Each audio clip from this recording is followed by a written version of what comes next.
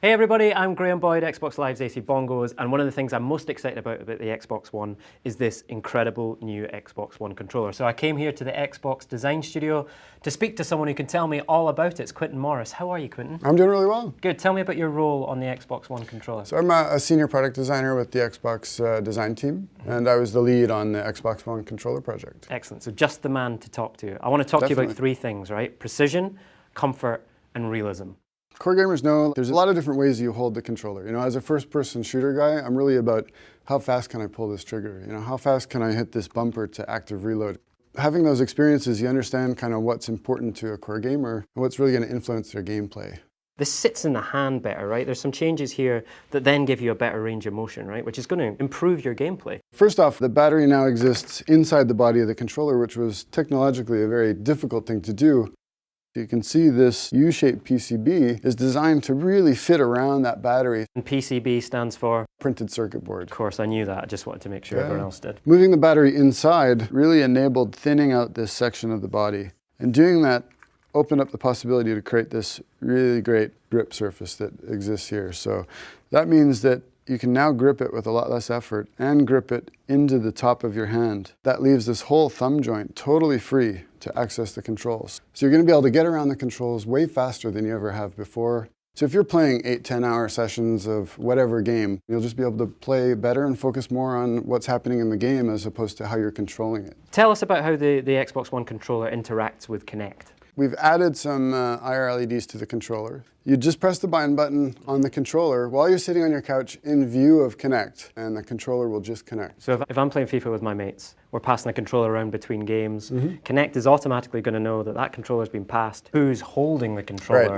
as well as which controller. Yeah, so you can get in and focus on playing the game and enjoying your time with your friends. Real hardcore FPS players, they love wired controllers, right? That's all they play with. You can connect this with USB to the Xbox One and it instantly becomes a wired controller. Right. This is new. This is something we haven't done before, but as soon as you plug it in, all the data will be sent over the cable. So you're getting now a wired and wireless controller in one. Tell us about some of the changes you've made to make sure it feels more comfortable. We reduced the spacing just a little bit between the ABXY as well as on the bumper and trigger to really make it quicker to get around. Using this controller, without changing the way you game, you'll be a faster, better gamer.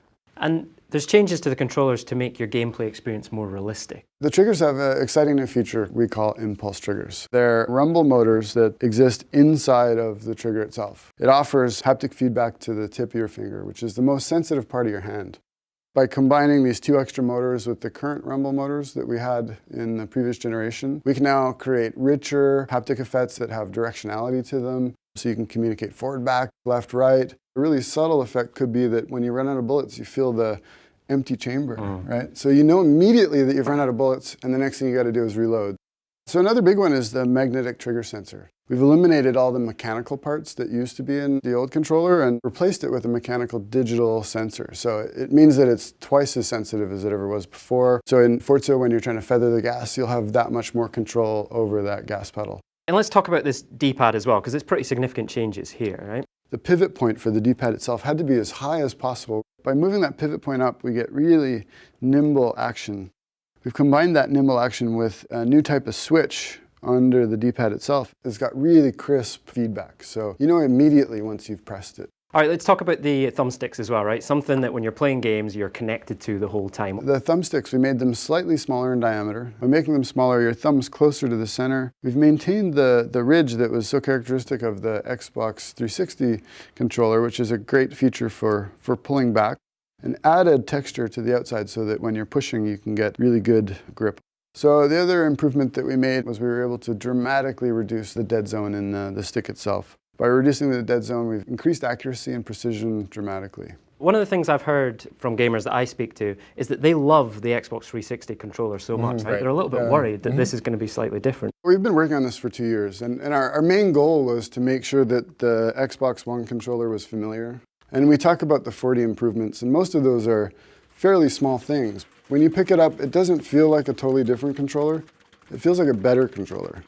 Our design team is 30 people, and that includes human factors, ergonomists. Everybody plays games. All the people we recruited for all the studies are either just regular gamers or, competitive gamers or people that have just been playing games for decades. I mean, this was designed for gamers by gamers. Great. Well, Quentin, thank you so much for your time. Yeah. I think we've talked about it enough though, right? I want to get my hands on this controller and actually play some games. Yeah, let's do it.